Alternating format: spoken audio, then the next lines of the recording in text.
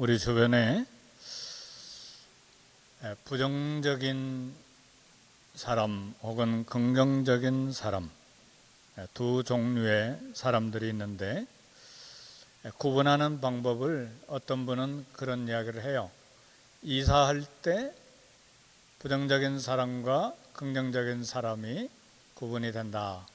왜 이사를 가지고 그렇게 이야기하는지 모르지만 한번 이사하는 건 쉬운 일이 아닌데 마음에 맞으면 좋겠지만 마음에 안 맞을 때 작은 일이 아니죠. 네, 부정적인 사람은 이사 갔을 때 여기 괜히 이사 와서 이 고생하네 그렇게 불평하는 사람은 부정적인 사람이고, 긍정적인 사람은 여기 이사 오니까 이렇게 좋은 것도 있네 이렇게 장점을 보는 사람이라고 이야기를 합니다. 그 외에도 몇 가지 더 구분하는 방법들은 많이 있지만, 어느 날 긍정적인 사람이 매사에 부정적인 사람에게 이렇게 말을 했습니다.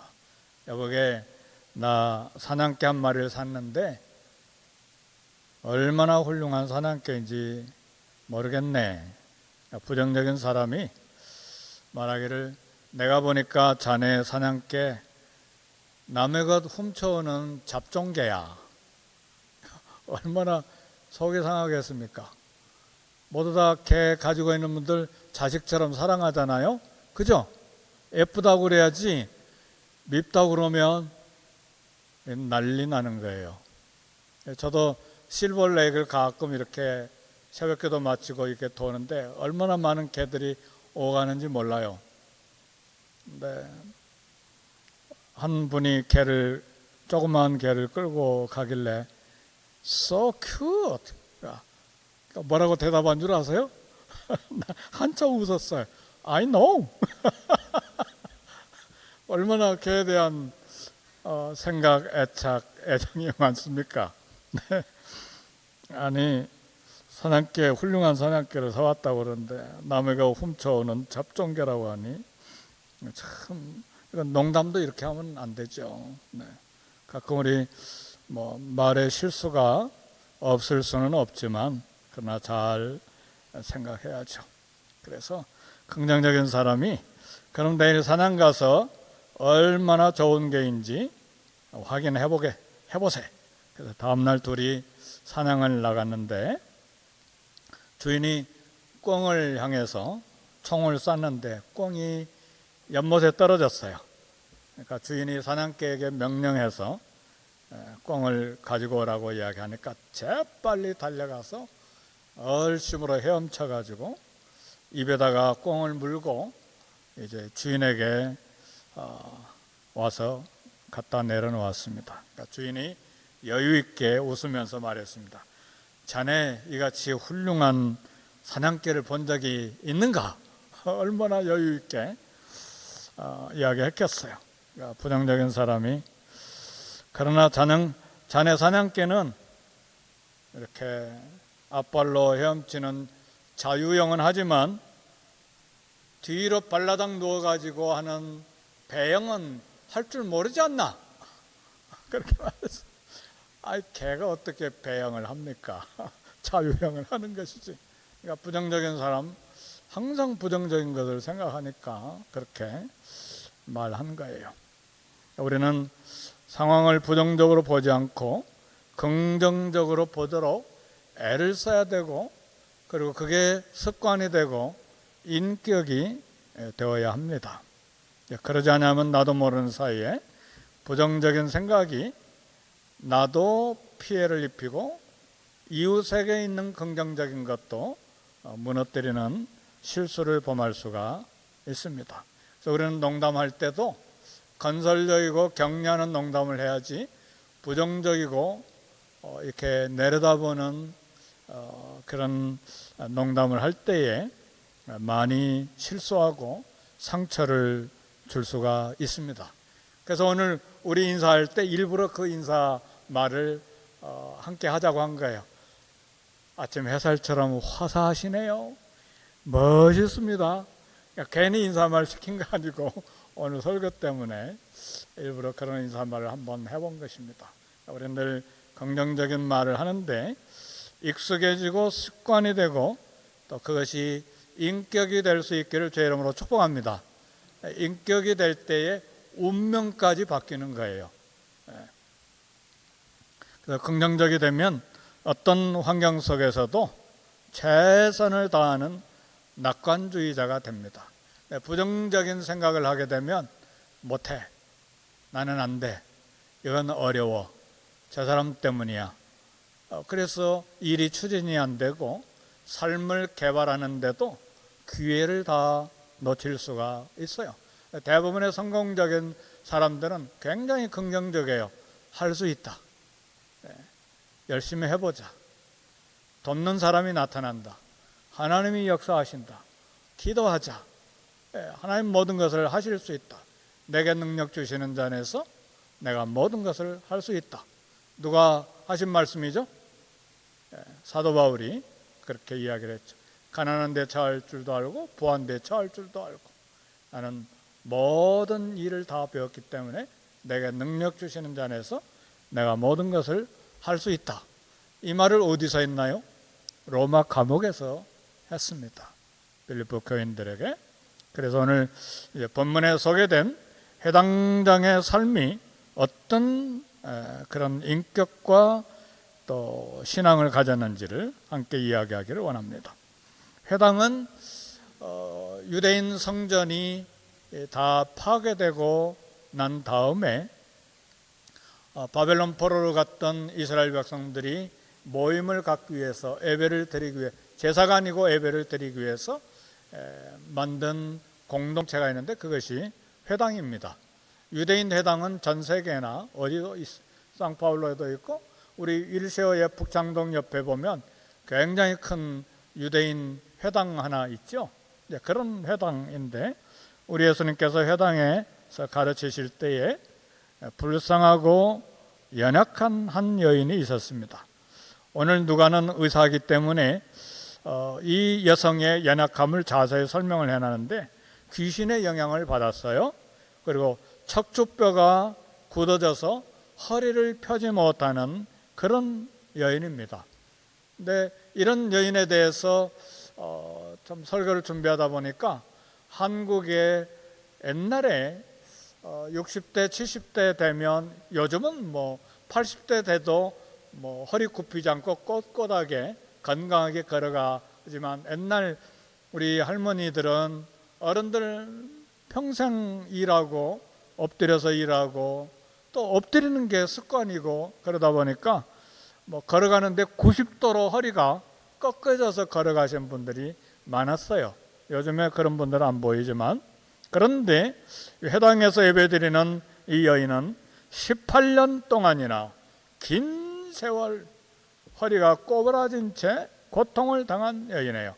그래서 척추가 굽어져서 외모도 추하고 행동하는 것도 모두 다 불편한 여성이었어요. 그런데 감사한 것은 안식일마다 회당에 나와서 예배를 드리는 여성이었어요. 결코 쉽지 아니한데 그러나 예배에 참여했다가 질병을 고침받은 놀라운 기적을 체험했습니다. 하나님이 정성으로 예배하는 자에게 축복을 베푸시는 것을 봅니다. 사랑하는 성도 여러분, 예배를 소중하게 여길 수 있기를 주의 이름으로 축복합니다. 정성으로 적어도 5분 10분 전에 나와서 준비 기도하고 예배를 위해서 기도하고 설교자를 위해서 기도하고 또 성가대를 위해서 기도하고 대표 기도하는 분을 위해서 기도하고 안내를 위해서 기도하고 모든 부분들을 다 놓고 나도 은혜 받기 위해서 기도하고 그렇게 준비 기도하고 정성으로 예배를 드려야 됩니다. 예배는 그냥 드려도 되고 안 드려도 되는 것이 아니라 하나님 앞에 우리가 감사와 찬양을 드리고 또 몸과 마음을 드리고 또 물질을 드리고 우리 영혼을 다해서 하나님 경배하고 찬양하고 또 예배하는 것이기 때문에 정성껏 드려야 합니다. 근데 이 여인이 하나님 앞에 예배를 드리다가 놀라운 복을 받았습니다. 감사와 찬양으로 몸과 영을 하나님께 드렸을 때 기적을 체험한 것입니다. 그래서 예배는 하나님의 은혜와 축복을 체험하는 가장 확실한 통로입니다. 예배를 통해서 하나님께 영광을 드릴 때에 하나님이 영광 받으시고 우리에게 은혜와 복을 주시고, 또 예배 중에 감동을 주시고, 예배 중에 새로운 소망을 갖게 하시고, 예배 중에 절망된 마음이 새롭게 살아나고, 예배 중에 갑자기 하나님이 주신 새로운 생각이 떠올라와서 인생을 극복하기도 하고 하는 놀라운 기적들이 일어나요. 말씀을 듣는 중에 성령께서 그리스도의 말씀을 생각나고 기억나게 하시고, 그리스도의 말씀을 깨닫게 하시고, 그래서 어떤 분들은 예배 드릴 때 성령님 함께 해주시고, 또 말씀을 들을 때에 성령님을 통해서 듣게 해 주옵소서, 그랬더니 은혜가 넘쳤다 하는 그런 고백을 얼마 전에 들은 적이 있습니다. 우리는 몸과 마음 정성을 다해서 하나님 앞에 예배 드리기를 힘쓰는 우리 모두가 돼야 돼요. 코스타라고 하는 큰 집회가 남미에도 또 유럽에도 있는데, 해외에 나간 유학생들이 모여서, 젊은이들이 수백 명씩 모여서 1년에 한 번 이렇게 컨퍼런스하고 부흥회를 갔는데, 거기에 강사로 오신 목사님 한 분이 워싱턴에 계시는 분인데, 장로교로 아주 큰 교회예요. 수천 명 되는 한국인 교회인데, 그분이 그런 이야기를 하세요. 그분은 나는 예배에 생명을 겁니다. 생명을 걸고 예배를 드립니다. 그리고 이 간증을 하시는데, 하루는 예배를 드리는데 예배가 하나님 앞에 합당하게 드려지지 않아서 우리 다시 처음부터 예배를 드렸습니다. 몇 부 예배인지는 이야기는 못 들었는데 그런 간증을 하신 적이 있어요. 그래서 우리 모두 다 깜짝 놀랐어요. 적어도 2,000명이 넘는 그런 큰 교회인데 다시 예배를 드립시다 했으니 교회가 어떻게 됐겠어요? 그 다음 스케줄, 그 다음 식사, 굉장한 그런 교회 행사들이 진행이 되는데 우리는 예배에 생명을 겁니다. 그런 고백을 했어요. 사랑하는 성도 여러분, 예배 드리는데 목숨은 걸지 아니하더라도 몸과 마음을 정성을 드릴 수 있기를 주의 이름으로 축복합니다. 왜냐하면 하나님을 만나는 시간이고 하나님께 은혜와 복을 받는 시간이 예배이기 때문에 그래요. 그래서 우리 성가대와 우리 모든 성도들이 다 시간 전에 와서 준비 기도하고 함께 정성으로 예배를 드리는 것입니다. 그래서 내가 말도 안 했는데 우리 마이클 형제님 예배 보니까 전화기 스마트폰 사일런으로 해라고 그림도 그려놨어요. 아주 좋은 아이디어 해놨는데 괜히 그렇게 한 것이 아니죠. 예배 드리는데 이 호주머니에서 막 윙윙윙 소리가 나버리면 어떻게 되죠? 그러니까 이런 모든 것들이 하나님께 마음과 뜻과 정성을 드리는 자세이기 때문에 우리는 예배를 아름답고 귀하게 참 드려야 합니다. 근데 신약 성경에는 예배를 어떻게 드려야 되는지 마태복음부터 계시록까지 잘 보이지 않아요. 복음서에 예배할 때 신령과 진정으로 예배할지니라 딱 그 말씀 외에는 별로 예배를 어떻게 드려야 되는지 설명이 없어요. 우리 개혁교회가 묵상기도하고 또 성가대 혹은 피아노 혹은 대표기도 혹은 성경봉독 혹은 설교 혹은 교회 소식 그리고 헌금시간 그리고 또 찬양하고 그리고 축도하고, 이건 성경에 창세기에서부터 계시록까지 그런 순서 나와 있지 않아요. 우리 개혁교회 믿음의 선배들이 이렇게 하나님 앞에 예배를 드렸으면 좋겠다 그렇게 하고 순서를 정하고 교회가 약속을 해서 그렇게 예배를 드리는 거예요. 그래서 어떤 호주에 가면 어떤 교회는 수천 명이 모이는데 설교는 딱 5분 그리고 찬양을 1시간 동안 하는 교회도 있어요. 또 어떤 교회는 찬양 한 곡하고 계속해서 한 분이 말씀하고 또 다른 분이 말씀하고 또 다른 분이 말씀하고 그리고 예배를 끝나는 그런 형태의 교회도 있어요. 영국의 브래들린 처치가 보통 그렇게 합니다. 어떤 특별한 형태는 없는데 그러나 어떻게 예배를 드려야 되느냐는 구약 성경에 다 나와 있어요. 얼마나 정성을 다해야 되는지, 심지어는 제사장이 분향할 때 향을 잘못 피우고 불을 잘못 갖다 놓았을 때에 즉사해서 죽기도 했어요. 얼마나 정성을 다해야 되는지, 예물을 잘못 손댔을 때에 그래서 그 제사장들도 전쟁터에서 죽는 역사도 있었어요. 그러니까 우리는 구약을 보면 어떻게 예배를 드려야 되는지 예배의 정신을 배울 수가 있어요. 그래서 구약이 없으면 신약을 해석할 수가 없고 신약 성경이 없으면 구약 성경을 해석할 수가 없습니다. 대부분의 우리 크리스천 라이프 스타일은 또 구약에서 많은 인사이트들을 얻을 수가 있습니다. 이제 이런 예배날에 안식일에 많은 사람들이 예배를 드리면서 예수님의 말씀을 회당에서 들었는데 회당 안에는 많은 사람들이 제각기 자리를 잡고 앉아 있었어요. 바리새인들, 부자들, 가난한 자들, 또 한쪽에는 여성들 이렇게 앉아 있었을 텐데 어떻게 남녀가 섞여서 앉아 있었는지는 잘 모르겠습니다. 이번에 갈릴리 바닷가 옆에 가버나움의 회당, 큰 회당 터가 있는데 가서 보니까 백부장이 지어서 이렇게 유대인들에게 헌사했던 것 같아요. 그 옆에 베드로의 집도 있고 그런 걸 봤는데 그 회당은 남자들이 들어가는 이렇게 공간이 있고 여성들이 들어가는 공간이 따로 있는 것을 봤어요. 회당이 워낙 크니까 그렇게 남성 여성을 구분해 놓은 것을 봤어요. 우리 한국 교회도 조선시대 때에 이런 터진 공간이 아니고 강대상이 삼각형으로 되어 있으면 꼭지점에 강대상이 있고 한쪽은 여성, 한쪽은 남성 그렇게 앉았었습니다. 그런 교회가 지금도 지방에 가면 남아 있어요. 그래서 가운데는 천막이나 아니면 담이 쳐져 있어서 남녀가 서로 볼 수 없게 하는 그런 예배당 형태도 구조가 우리 한국에도 있었습니다. 하여튼 여기에 여러 바리새인 부자들, 가난한 자들, 여성들 이렇게 함께 예배를 드리는데 우리 예수님이 말씀을 듣고 있는 자들 중에 누구를 눈여겨보셨을까? 우리 주님이 주목해 보신 사람은 부자들이 아니었습니다.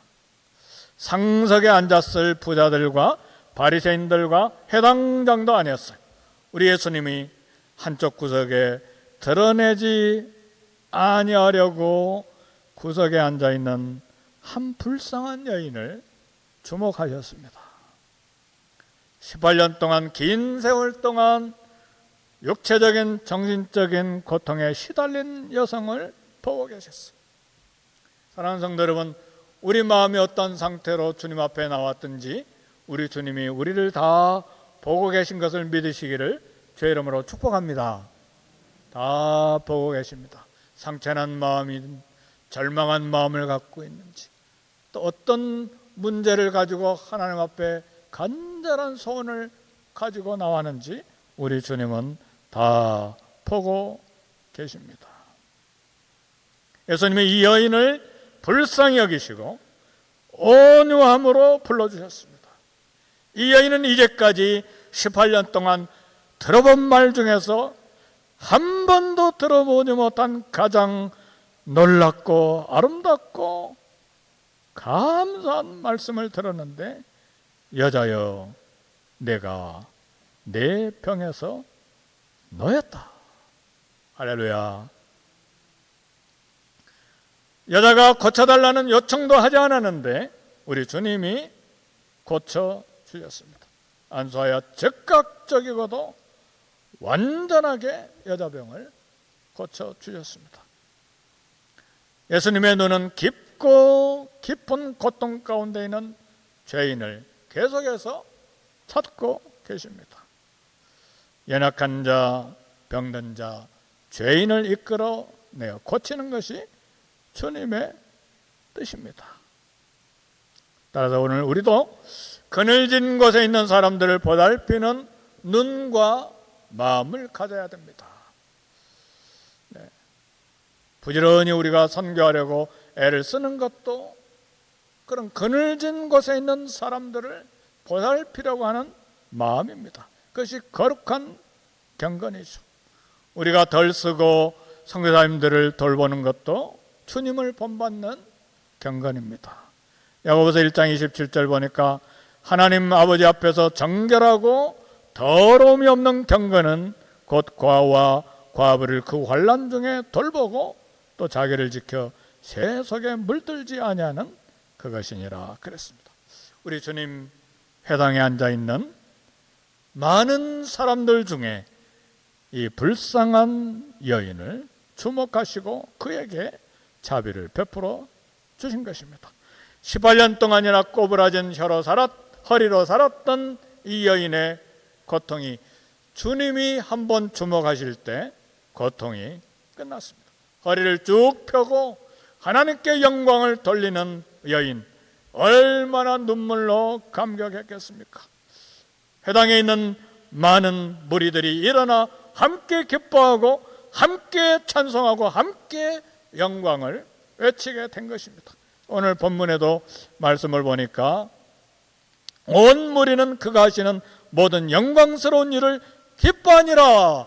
이게 예배입니다. 아멘 할렐루야. 예배 중에 기뻐하고 즐거워하고 하나님 찬양하는 마음이 가득 찬 것이 예배입니다. 그것이 영광을 하나님 앞에 돌려드리는 것이죠. 정반대의 사건이 일어났어요. 이분은 예배가 기쁘고 즐겁고 감격으로 넘치도록 인도해야 될 사람이에요. 회당장인데 회당장만 예배를 못 드린 거예요. 또 회당장의 의견에 동참한 사람들도 예배를 못 드렸어요. 안식일에 병 고친 것이 노동이라 안식일을 어겼다고 말하는 회당장. 우리 주님은 즉각적으로 회당장을 외식하는 자라고 꾸지람하셨어. 그리고 말씀하시기를 너희 유대인들은 안식일에도 소나 나귀를 돌보는데 배례를 한다. 안식일에도 소나 나귀가 목마르면 보살핌을 받아야 되는데 안식일이라도 가축에게 물을 먹이기 위해서 데리고 나가지 아니하느냐? 안식일 하루 묶여 있는데도 풀어서 데리고 나가서 물을 먹이지 아니하느냐? 하물며 하나님의 형상으로 지음을 받은 딸이 안식일 하루가 아니라 18년 동안이나 묶여 있었는데 풀어주는 것이 마땅하지 아니하냐?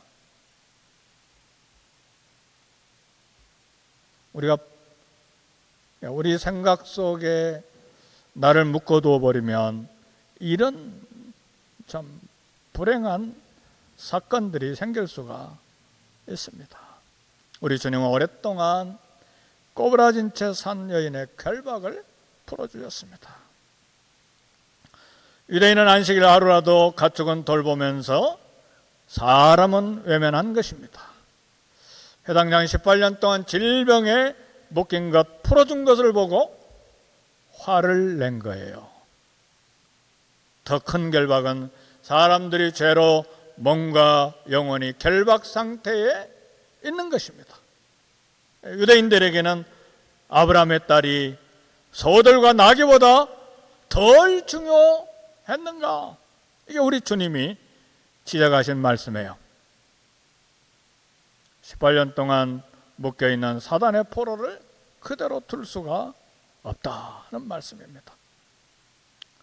그래서 우리 중에 애완동물은 사랑하는데 이웃 돕기에 인색하지는 않는가? 그것도 생각해 볼 필요가 있습니다. 이 땅에서 가장 소중한 것은 하나님의 형상인 인간의 생명입니다. 가장 먼저 사랑을 베풀어야 되는 것은 소나 나귀나 동물이 아닙니다. 먼저 사랑을 베풀어야 될 대상은 사람임을 기억해야 합니다.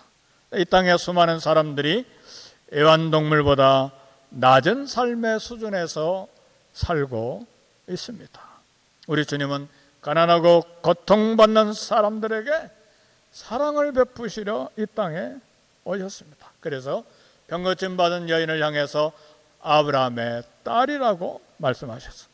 병고침 받은 여인은 하나님의 택한 자녀로 소중한 존재임을 우리 주님이 인정하신 것입니다. 사랑하는 성도 여러분, 허리가 꼬부라진 여인은 무시당해도 당연하다고 생각하십니까? 지체부자유자나 지적발달 장애우들은 대접받을 권리가 없습니까? 유대인들은 대접받아야 되고 팔레스타인 사람들은 무시해도 됩니까? 꼭 이번 전쟁을 두고 하는 말은 아닙니다. 전쟁은 팔레스타인이 먼저 일으켰으니까요. 그럼에도 불구하고 그렇게 터지기까지 풍선 계속 눌러댄 이스라엘 사람들은 온당한 사람들인가? 그런 것도 우리는 함께 생각해 봐야 합니다. 오늘 우리는 LA 땅에 살고 있는 저와 여러분들은 멕시코 사람들과 흑인들은 무시되고 한국인과 백인은 대접받아야 될 대상입니까? 아니에요. 하나님은 그렇게 구분하지 않으세요. 브라질에 갔는데 옛날엔, 지금은 아니지만 지금은 60불 70불 주면 전화기 한 대 넣습니다. 근데 제가 선교제 갈 때는 전화기 한 대 넣는데 $3,000를 내야 했어요. 굉장히, 옛날에 한국도 역시 그랬죠. $3,000 주고 전화기 한 대를 넣는데 전화기 주인 한국 사람이 그런 이야기를 하더라고요. 브라질 사람들은 개처럼 취급을 받아야 된다고. 브라질 선교사로 갔는데 그런 소리를 들었어요. 그 앞에서는 아무 말도 안 했는데 어느 한 교회에서 설교를 초청해서 교포교회 가서 설교하면서 그 이야기를 했어요. 아마도 하나님께서 그 전화기 주인은 개처럼 취급하시지 않으셔야 할까, 그런 설교를 했어요. 그 감동을 받은 한 집사님이 내가 선교사님 돕겠습니다 하고, 제가 사역하는 18년 동안 저의 손과 발이 되어서 협력자로, 이사로 동역을 해 주셨습니다. 사랑하는 성도 여러분, 멕시코 사람들, 히스패닉, 흑인들은 대접 못 받고 한국인과 백인들은 대접받아야 될 당연한 사람들입니까? 하나님은 그렇게 구분하지 않으셨어요. 우리 주님도 회당에서 그렇게 구분하지 않으셨어요. 회당장은 허리가 꼬부라져 펴지 못한 여인이 나왔을 때 기뻐하고 찬양하고 예배를 드린 것이 아니라 불평했다, 그 말이죠. 오늘 본문에 보니까 회당장의 의견에 동의한 사람들, 부정적인 사람들은 부끄러워하고 우리 주님의 말씀을 듣고 감동받은 사람들은 함께 영광을 돌리고 기뻐했다, 그렇게 함께 예배를 드린 것입니다. 우리 찬양할 때 사랑은 물에 행치하냐고 그랬습니다. 부정적인 사람은 무례함으로 상대방에게 상처를 줄 수가 있습니다. 그래서 늘 긍정적인 말을 하는 이 일에 애를 써야 되고 조심해야 합니다. 그래서 말씀드린 것처럼 농담할 때도 격려하고 위로하는 농담해야지, 부정적인 농담을 하면 그 자리에서는 웃지만 그런 부정적인 농담을 받은 사람 집에 가서 울어요. 그리고 상처가 돼버려요. 그리고 관계가 깨어진다는 것을 알아야 돼요. 위로와 격려하는 사람은 오래 기억에 남습니다. 사람이 자꾸 주변에 몰려요. 그러나 부정적인 말을 하는 사람, 사람을 세워주는 일에 쓰임받기가 어렵습니다. 사랑하는 성도 여러분, 새가 노래합니까? 새가 웁니까? 새가 운다고 생각하시는 분 손 들어보세요. 새가 노래한다고 생각하는 분 손을 들어보세요. 생각하는 방법입니다. 근데 그 생각하는 방법에 따라서 인생의 길도 달라진다는 사실이죠. 어떤 분이 칭찬하면 고래도 춤을 춘다는 책을 썼는데, 실제로 우리 샌디에고 가면, 씨월드에 가면 돌고래가 춤을 추는 건 일도 아니고 어마어마하게 큰 사나운 범고래가 막 춤추고 다니잖아요. 네, 칭찬하니까 범고래도 춤을 춥니다. 위로와 격려, 칭찬은 많은 것을 생산하고 관계를 세우고 사람을 세웁니다. 위로와 격려로 사람을 세우는 일에 귀하게 쓰임받을 수 있기를 주의 이름으로 축복합니다. 우리 기도하겠습니다. 말씀 생각하면서 1, 2분간